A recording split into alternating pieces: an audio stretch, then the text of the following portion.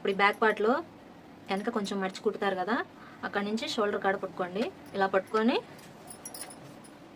ఇలా పొడవు చూసుకోండి. ఇలా చూసుకున్నాక ఈ షోల్డర్ కాడ ఖర్చు కాడ కరెక్ట్గా గీతున్నా కుట్టున్న కాడికి గుర్తు పెట్టుకోండి. మళ్ళీ ఖర్చుకి కూడా కొంచెం గుర్తు పెట్టుకోండి. ఈ లూజ్ని ఇట్లా బ్యాక్ పార్ట్ని పరిచి ఇట్లా మన డీప్ డౌన్ ఉంటుంది కదా, కరెక్ట్గా అక్కడ సమానంగా ఇలా పట్టుకోండి.